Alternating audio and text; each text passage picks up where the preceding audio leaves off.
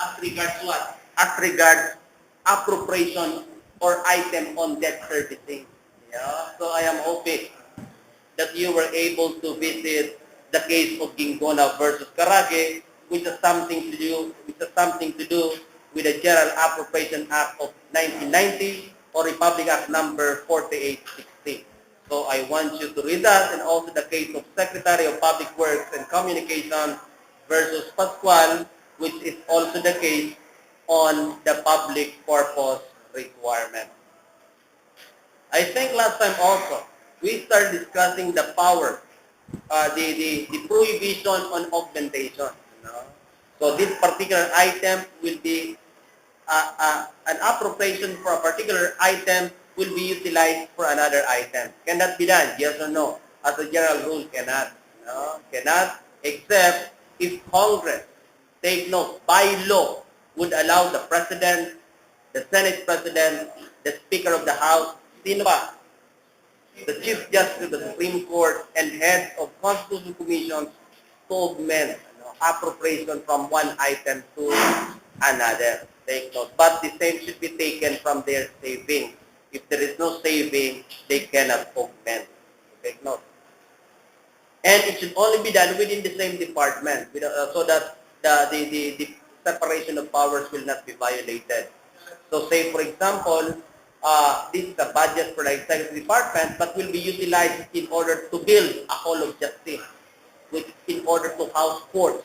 So would that be okay? Yes or no? Answer no, because the budget for the executive will be what? Will be transferred to the judicial department, which is not within the ambit of this what we call power to augment. May the President also not spend the amount appropriated for a particular item? Yes or no? Does the President have the authority to do that? In not spending the same? Yes or no? Yes. The President also has this what's so-called power of impoundment. We call it power of impoundment, where the President may refuse to spend a particular amount, although the same is appropriated. Question the bar examination last year. Supposing Congress failed to enact the general appropriation law on time, what will be the basis for the budget of the succeeding year? The previous General Appropriation Act is deemed reenacted or revised. Take note. Special fund district. Power of taxation.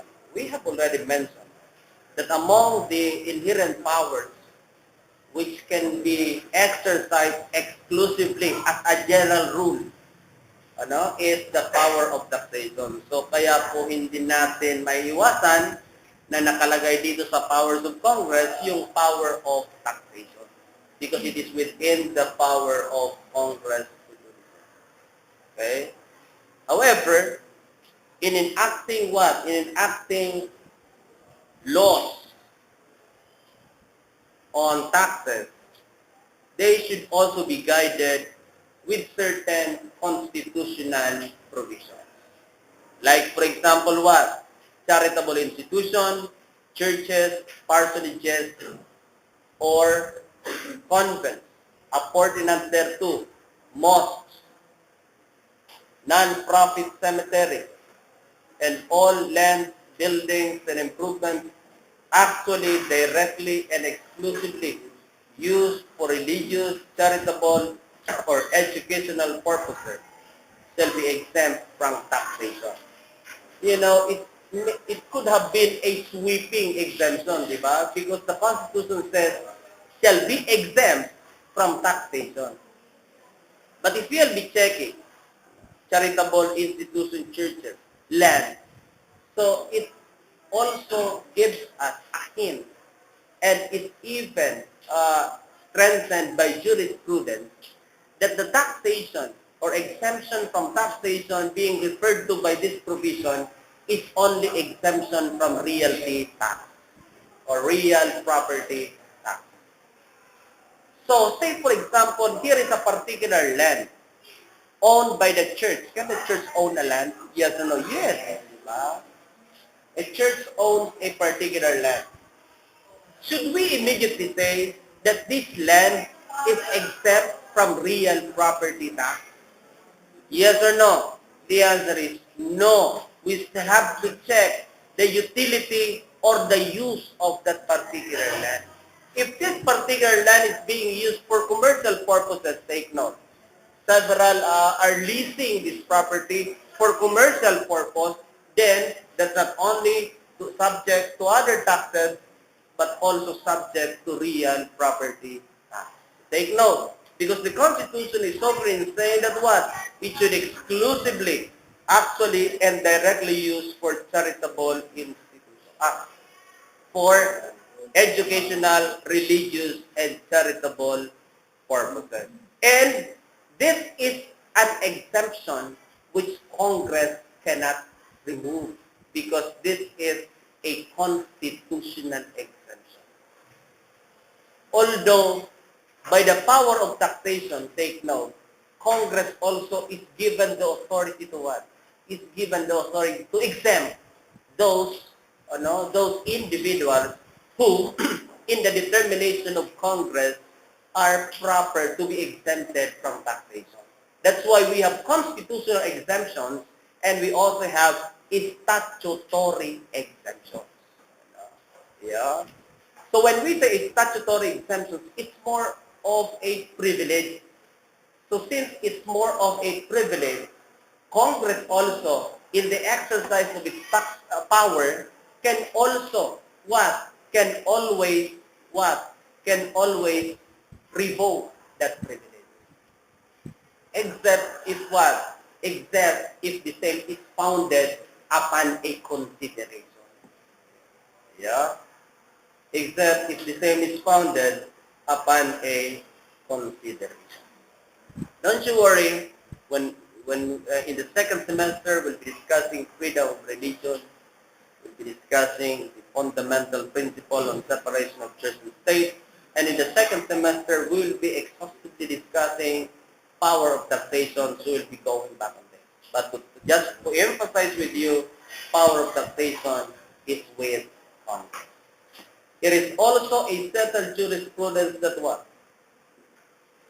That parties to a contract cannot fetter the exercise of the taxing power of the state. So kahit may kontrata kayo, can the taxing power of the state be what? Control that contract, yes or no, without violating the non-impairment clause of the Constitution? Answer, yes. Why? For not only existing laws are read into contract in order to fix legal obligations as between parties, but the reservation also of what? Of essential sovereign power is also read into contract as basic postulates of legal order. Take note. Yeah? So kahit may pribado kayong kontrata, you cannot absolutely say that the government cannot interfere. Because pag gumagawa kayo ng kontrata, hindi lang yung law ang nakapaloob sa kontrata, pati yung reservation on the part of the state that anytime it could exercise its inherent powers, police power, power of taxation, and power of eminent domain. So kahit may impairment clause tayo sa Constitution, pero if it is a legitimate exercise of police power or power of taxation, this private right may yield to the right of the state to exercise any of these powers, because the presumption is that the exercise of the same is premised on what? It's premised on the welfare of the majority. Take note. And, we cannot deny the fact. Sometimes you are so much angry because we are exacted so much taxes. And even in the bar examination, taxation is really taxing. So at this early, you really have to study your taxation. So since taxes cannot be avoided, why it cannot be avoided? Oh, Like that, ano yan? Ano yan? like that, state that the state or the government cannot survive without taxation because again, it's So the life and blood of the state is your what? Taxes. taxes. Government objects, government subjects cannot work, cannot be achieved without your taxes. Kaya baga nakikita ninyo sa mga karatula, dapat maugma kayo. Ano? Maugma ka mo. Ano? This is where your taxes go. Hararo mo na imburnal. Ano? Tiniri ko yung hararo mo talaga. Kaya pala kumita nawawala. Hararo mo talaga. Diba? This is where your taxes go. Kaya iyan sinasabi man. Whenever the government exercise any of these powers, ang common denominator kaya ano? There is a compensation. Like for example, sinasabi ko nga sa inyo, when the government takes private property for public use, that's eminent domain. What is the compensation? Just compensation. The property owner is justly compensated. Whenever the government exact taxes from you, infrastructures, di ba? Projects, di ba? So, yun, merong compensation. How about police power? Here is your house being destroyed by the government as an exercise of police power. You are being imprisoned as an exercise of police power. What benefit you can get from it? Nakakulong ka na. You are deprived of your liberty. Tapos sasabihin nito, I am given compensation. Oh, what will be your compensation? Sabi daan ng ano, sabi ng jurisprudence, the compensation there is intangible. Why intangible? Because it's that altruistic feeling that in your own little way, you have contributed to your society. Kung pasaway ka, nakulong ka, nakapag-contribute ka sa katulinungan, kang sa iyong manuwa. Kung si harong mo, pigpagaba, because dilapidated na, ano, could risk public safety, di ba? So that is what? That is a way of contributing in your own little way to the peace, comfort, and tranquility of your community. Kaya sinasabi daw, it's intangible. It's that altruistic feeling that in your own little way, you have contributed to your community. Ganun po yun. We'll be discussing more on that when we discuss. Okay. So taxes that cannot be avoided. Why? Because sabi nga ni Mr. Villaflor, that's lifeblood. Hindi po mag-survive ang government without your taxes. Okay. Precise the reason why. Any exemption, take note, should what? Should pass through strict scrutiny. Sabi nga dyan, any exemption should be construed strictissimi juris as against the one claiming for exemption. What do you mean by that? It should be strictly construed as against the one asking for exemption. Why? Because if you will grant tax exemption, that is considered a diminution to our economic resource. That is why, if you want to be granted exemption, it does not even require what? The majority of the quorum.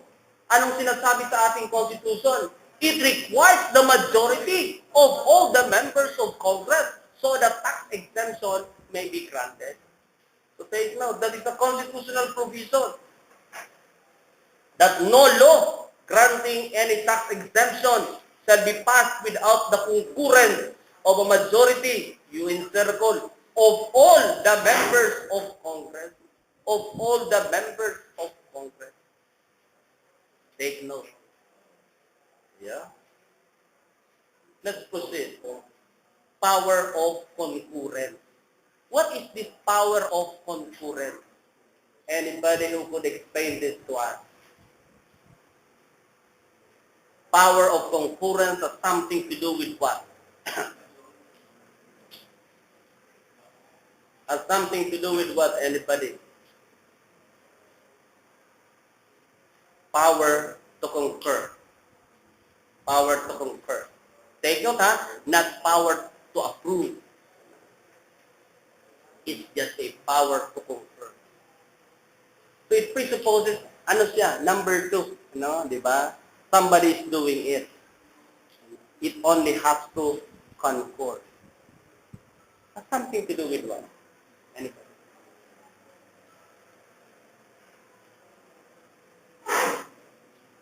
Something to do with what? Anybody?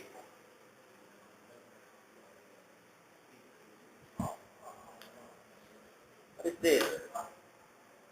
Oh, yes. Ano yan?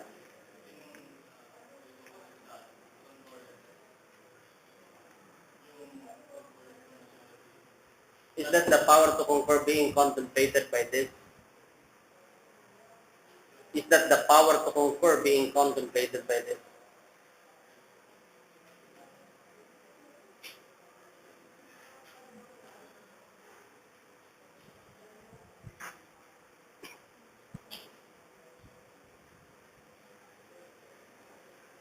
Is that the power to conquer?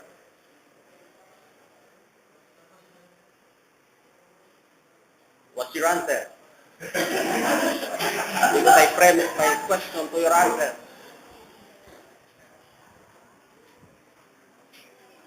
What did you say a while ago?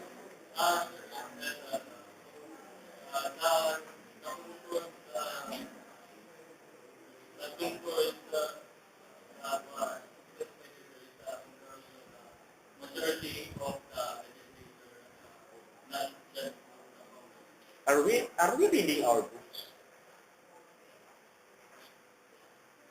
Huh?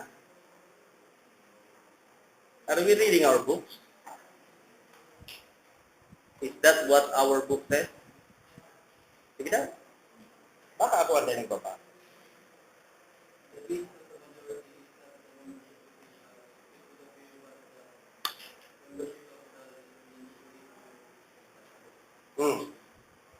Ano yan? Specifically about what issues, what subjects. Kung aram ka na yan na lawmaking, kailangan ng majority or whatsoever. This is specifically refer to what? Power of concurrence is specifically refer to what? Concurrence by Congress as regards what? Treaties and grant of amnesty.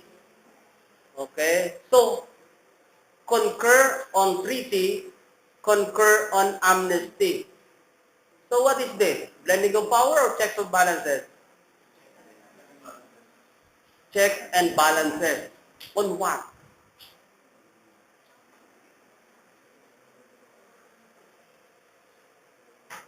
On what?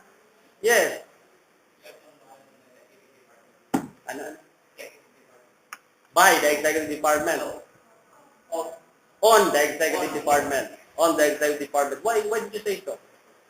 Because it is very big the power of the president that gender amnesty, granting amnesty, Oh, is it within the power of the president? Are you sure? pardoning power. Oh, pardoning power. Pardoning amnesty is part of the pardoning power of the president. That's why we said that it's checking the exercise of executive power. Diba?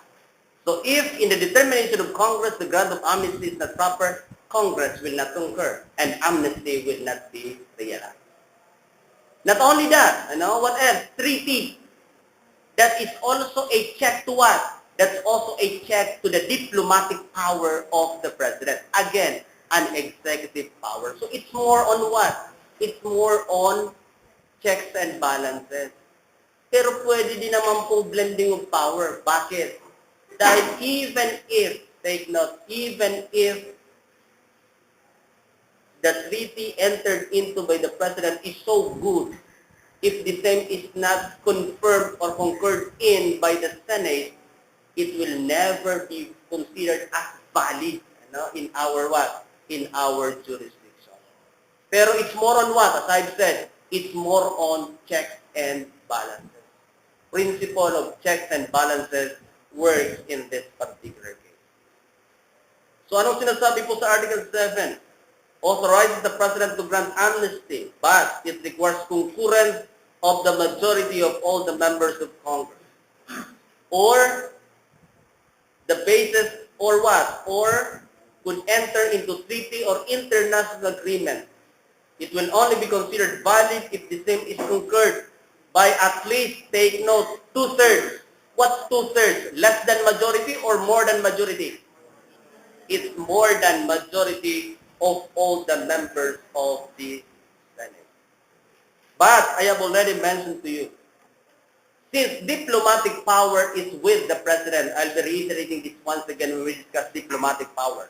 Since diplomatic power is with the President, what Congress can do is only to concur. With regard to the negotiation, take note, during the negotiation process, Congress does not have the authority to intervene. It's only the President, and the President alone can, take note, can enter into the negotiation table or could sit into the negotiation table. The Congress, more specifically the Senate, will only come to the picture once the what? Once the agreement is brought to the Senate. Yeah, pero kung nasa negotiation process pa lang po yan, walang karapatan ang Senado na pumasok dahil ang diplomatic power is an executive power exclusively vested to no less than the President of the Republic of the Philippines. Take note. We have the case. That's why I want you to read the case of J. Pepa. I just do not know, but just check. J. Pepa case. I think that is Aquino case also. Japan-Philippines Economic Partnership Agreement. So that is the J. Pepa, that's a treaty. And also the treaty on what? On the visiting forces agreement. I think the case is Kilos Bayan. Kilos Bayan case upholding the constitutionality of the visiting forces agreement. And I also would like you to know the very strong dissent. What is dissent? The very strong opposition of Chief Justice Renato Puno when the majority upheld the constitutionality of the visiting forces agreement. Because sabi ni Justice Puno, it's not a treaty. From the standpoint of the U.S., it's not a treaty, but merely an executive agreement. Bakit ano po ang pagkakaiba ng isang tratado at ng isang executive? Although both are considered international agreements, di ba? Because normally, concurred in by two or three different states, di ba? That's considered an international agreement. But there is a difference between what? Between a treaty and a what? And an executive agreement. Okay? So gusto ko pong alamin niyo yan kung ano ang tinatawag na treaty at kung ano ang tinatawag na executive agreement. Okay? And what are the requirements, constitutional requirements, procedurally, so that a treaty may be considered as binding in our jurisdiction. I also want you to read the provision of Article 18, Section 25 of your Constitution. What is that? That has something to do with what? That has something to do with a transitory provision, if I am not mistaken, because that provision of Section 25, Article 18 was touched in the case of Kilos Bayan, especially with regard to the dissenting opinion of Chief Justice Renato Puno. Yeah. Do you have there? Section 25 of Article 18 that has something to do with stationing, di ba, of the military in our what? In our jurisdiction, questioning for the purpose of this Balikatan exercise. Let's try to find out that case. I think that is the case of Kilos Bayan. Please bear in mind, Kilos Bayan is a group, an activist group headed, if I am not mistaken, by former Senate President Jovito Salonga. So, Kilos Bayan. Sila nga ang nag-question din ng nationality ni Gregory Ong when he was supposed to be appointed as Justice of the Supreme Court. Okay? As Justice of the Supreme Court. So take note, no treaty or international agreement shall be valid and effective unless concurred in by at least two-thirds of all the members of the Senate. So power of concurrence ang tawag po dyan. Next is also this was so-called war power. So even the power of the sword is with the president. Even if the president is considered as the commander-in-chief of all the armed components of the Republic of the Philippines. Even if the president is the highest military official of the land, but the president doesn't have war power. It is within the power of Congress to declare existence of war. Okay? By what? By a vote of what? By a vote of two-thirds of both houses in joint session assembled. Take note, joint session assembled, but the voting is separate. So two-thirds from the House of Representatives, two-thirds from the Senate. To declare what? To declare existence of war. To declare existence of war. Now, who also has the authority to declare that war is no longer existing?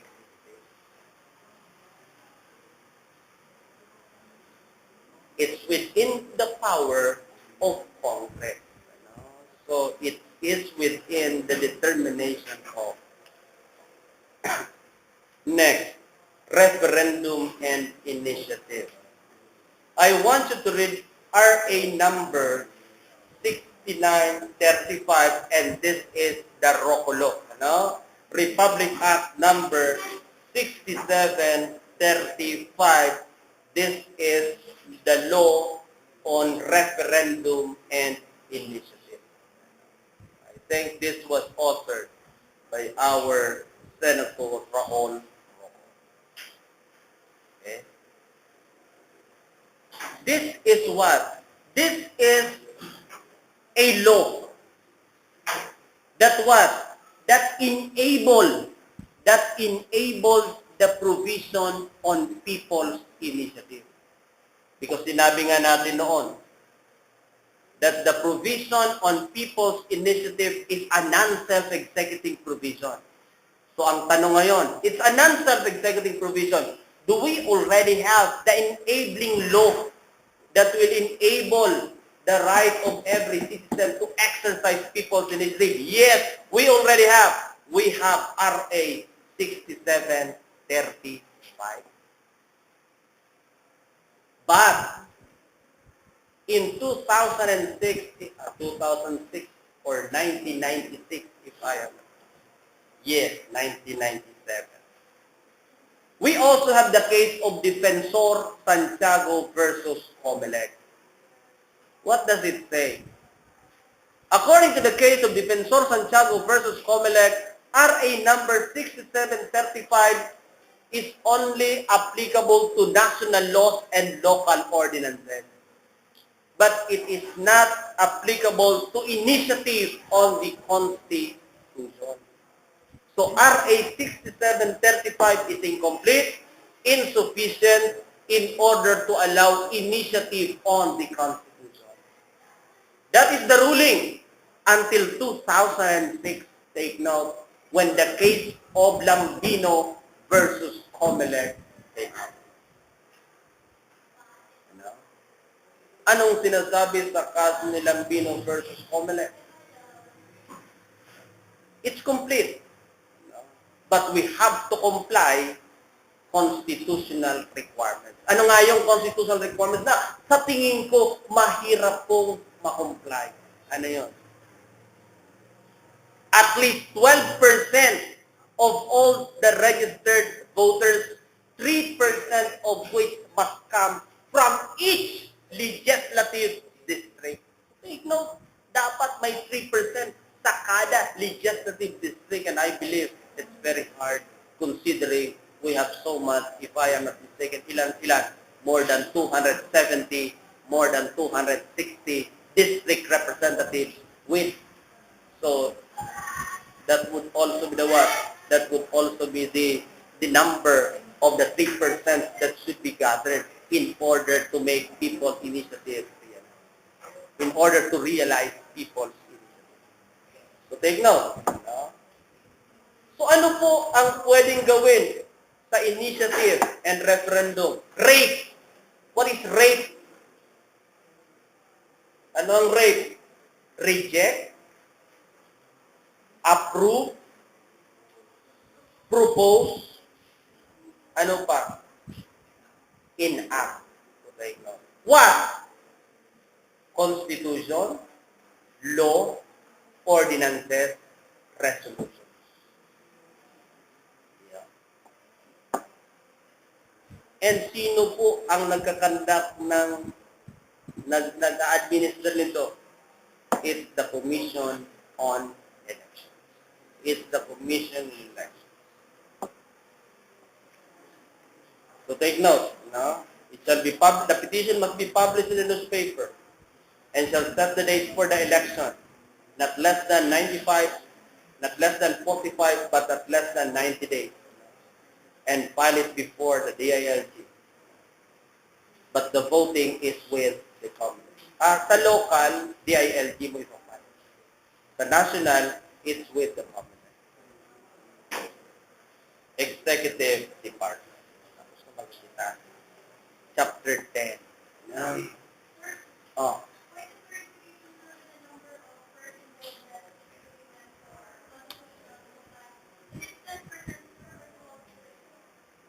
Ang ano? Sa People's Initiative? 12%, I think. Article 17. Article 17. Check. Article 17. Ha? 10% ang nasa Article 17? Sige daw, will you read it? You check. Kung 10% talaga, it's not corrected. Article 17, you check it. Sige daw, you read it.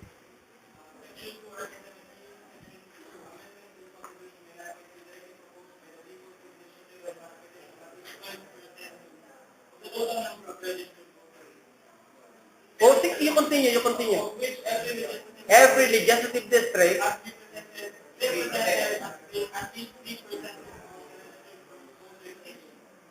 okay, so tama po tayo, 12%.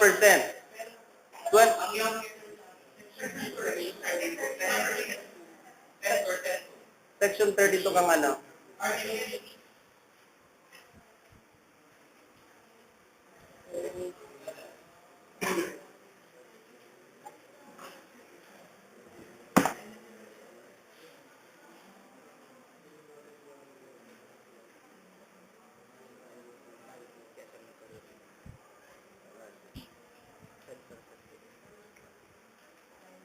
Shall a provide for system.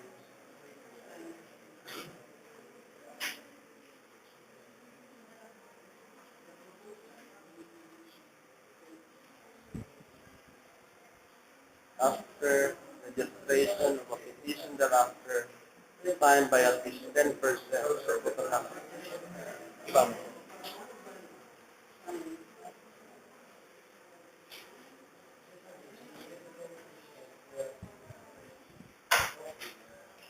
Okay.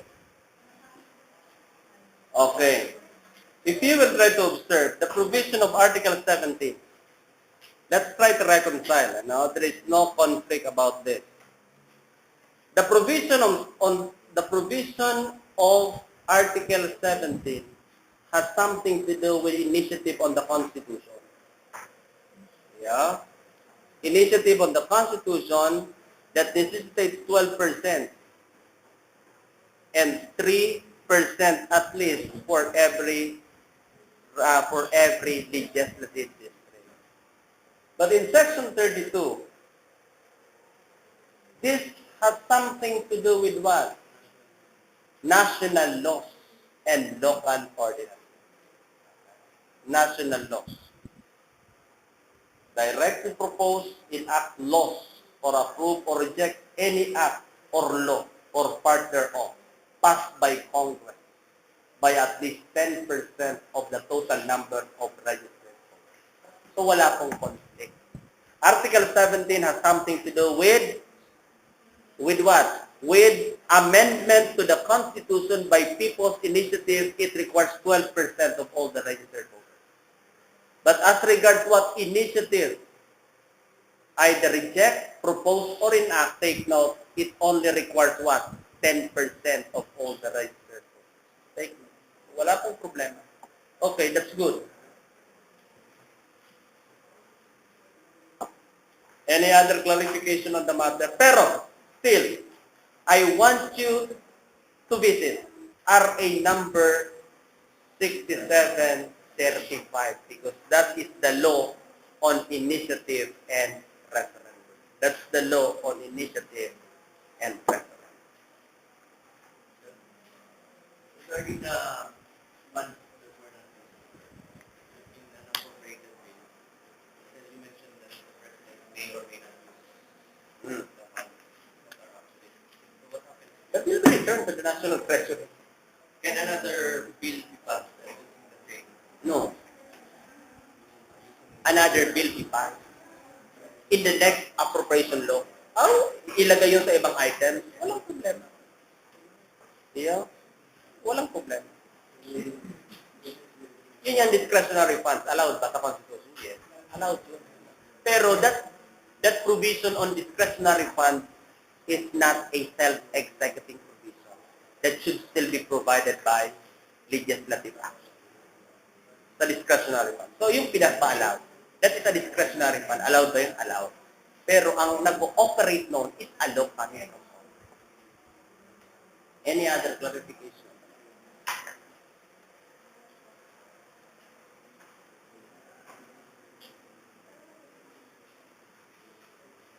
Any other clarification on the matter? If no more, we proceed to the executive department. Chapter 10.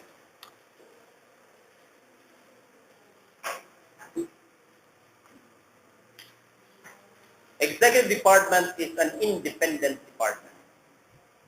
And in order to maintain the independence of the executive department, the Constitution has provided certain safeguards. What are these safeguards? What are the safeguards? First, the president can only be removed by impeachment. There is no way to remove the president except by impeachment. I tell you, class, people power revolution is not among the mode of removing the Constitution, removing the president. It's an extra constitutional way, not within constitutional bounds. Second, salary of the president may not be increased, may not be increased or decreased during his or her term. Thirdly, executive actions cannot be what? Cannot be supervised by courts. Fourth, executive power may not be impaired by Congress because it's constitutionally provided. And fifth, the president cannot be sued during his the president cannot be sued during his term. That's according to the case of Carrillo versus Marcos, April of 1981, but it is already amended in the case of Estrada versus Desierto, changing the word term to tenure. The president cannot be sued during his tenure. Take note. Yeah? Section 1. Executive power of what comprise the executive department? We have the president, we have the vice president, and we have the cabinet secretary. And we also have agencies and offices within the executive department or within the office of the president. So let's presuppose that by enumerating those offices, by enumerating those who comprise the executive department, should we say that we are espousing a plural executive department? Yes or no? Answer is no. That is properly safeguarded by Section 1. What does it say? Executive power shall be vested in the President of the Republic of the Philippines. What does it mean? It emphasizes, according to the case of what? According to the case of spouses Constantino versus Quisha, that this provision of the Constitution, spouses Constantino versus Quisha, ha? Hindi ko si Quisha.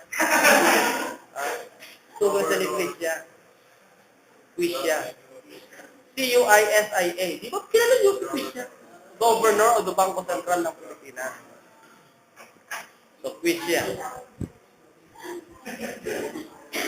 So what does it presuppose? What does Section 1 presuppose?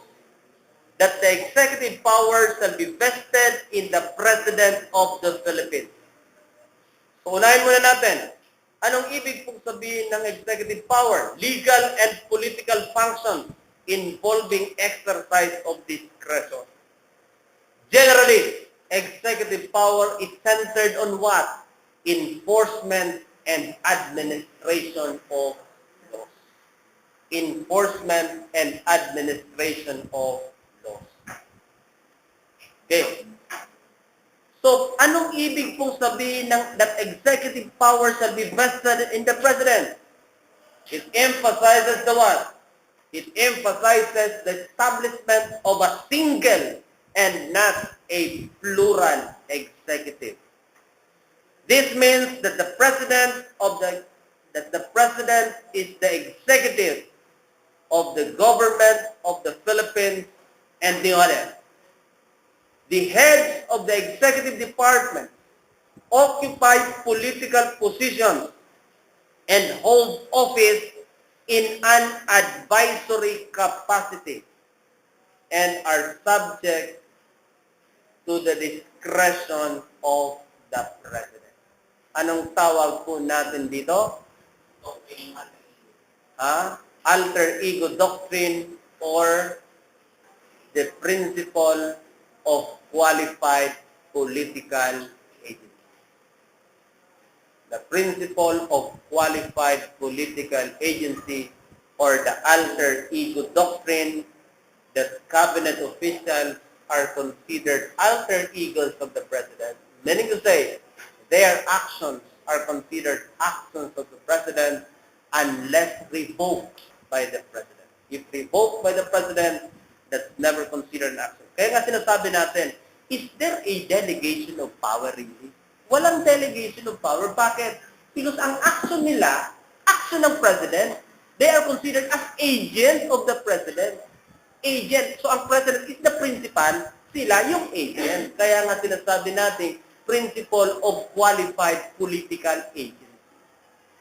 So may contract of agency between the President and the agent. So it is expected that the agent will only act within the scope of the authority given to him by his principal. If that goes beyond, take note, if that goes beyond, so that is never considered the action of his principal. So take note, that's according to the case of what? That's according to the case of Quisha versus Spouses Constantino versus Quisha. If I am not mistaken, that is a 2005 case.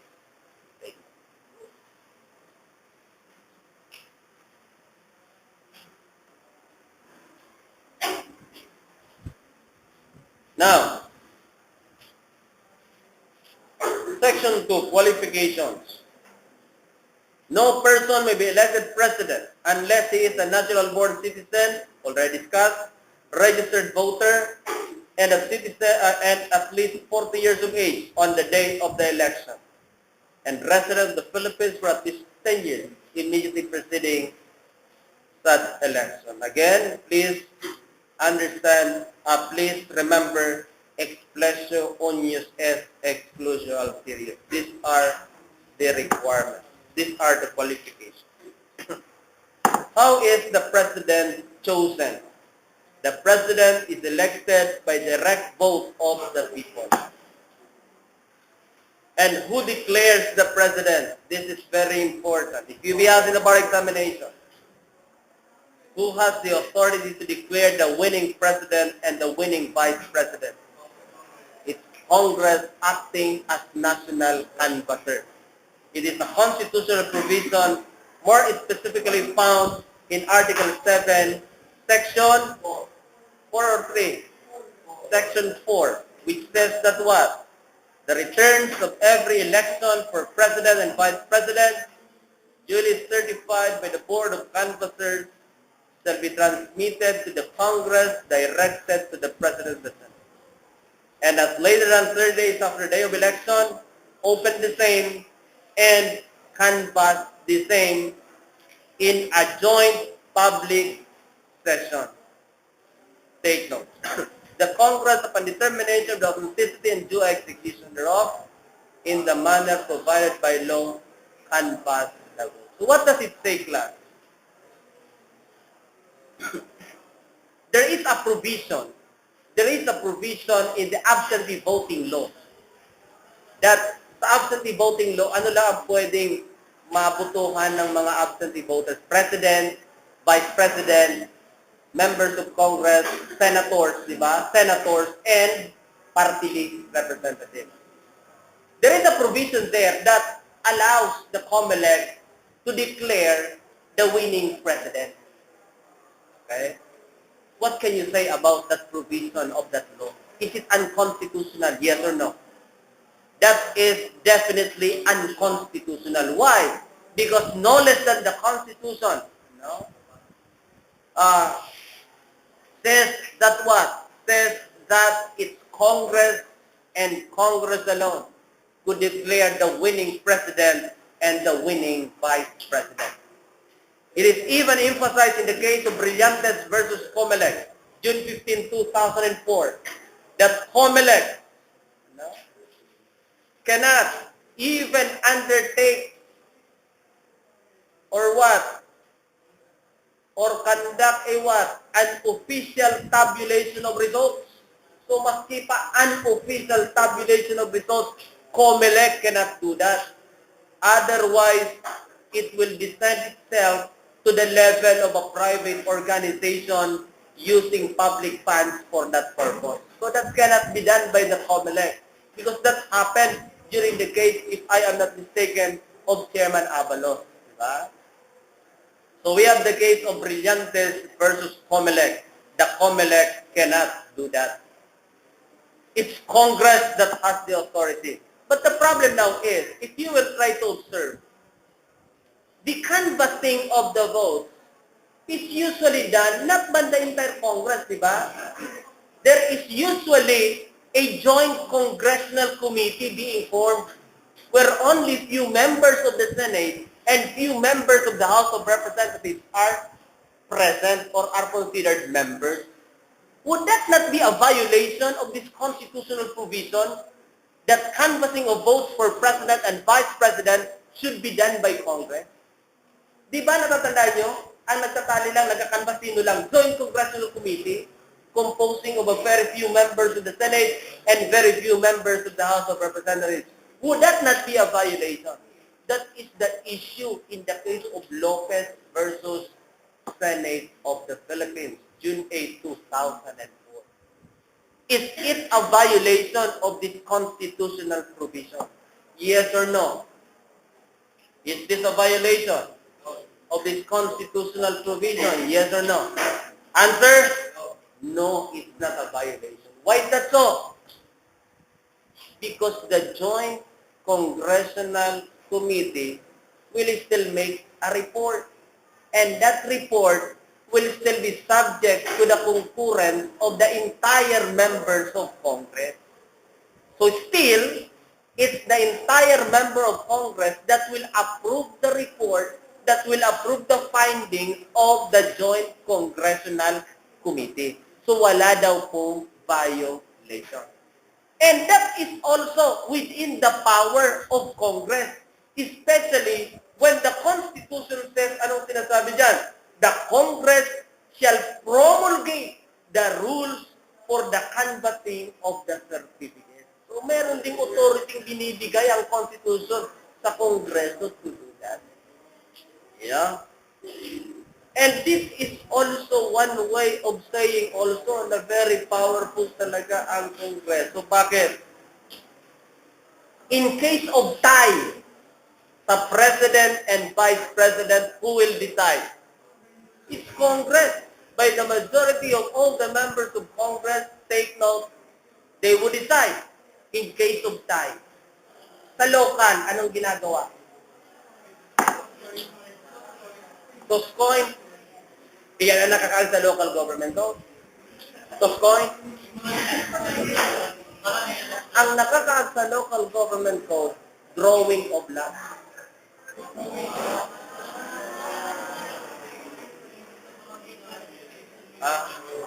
Yeah. Ang usually toss coin. No? So according to the local government code, it should be drawing of. Okay. The person is it possible that there may be presidentiables or vice presidentiables or candidates who could obtain the same number of votes?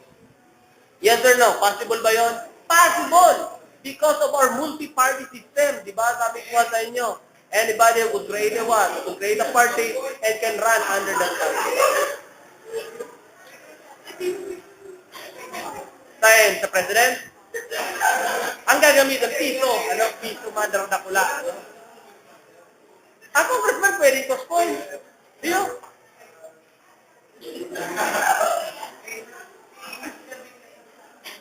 Ano, pwede? Toss coin na.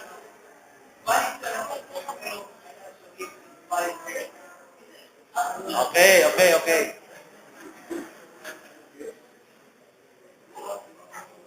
Doon muna po tayo sa ang problema kasi, class. As regards member of Congress, ang nagpipili, ang nagdideklara, COMELEC. Walang problema. If that is within the rules promulgated by the COMELEC, there is no problem about that. Ang pinag-uusapan po natin dito sino? President and Vice President. If in case of tie, which is very much possible because there can even be 20 presidentiables, possible, di ba? 20 vice presidentiables, possible. So possible tie can also be very much possible, di ba? So how would it be resolved? Majority of all the members of Congress. Pero how should it be done? Separately or jointly? Constitution is so clear. Voting separately. So President A and President B obtaining the same number of votes. Sa Senate, panalo si President A. Sa House of Representatives, panalo si President B. Anong gagawin natin? Term sharing? Kaya nga, ang tanong, pwede ba yun? Hindi po pwede yun. Hindi po pwedeng maging subject sa anuman na agreement ang public office. Take note. Yeah? A public office cannot be subject to what? To an agreement. So how should it be done? How should it be done? The Constitution only provides for one remedy. Ano yun? Majority. O anong gagawin? Vote until both houses could get the majority to one candidate. That's it. Because the Constitution doesn't provide other scheme. Ano? But to get the majority, then that should be followed. Okay? We'll continue next time. Where is the attendance sheet?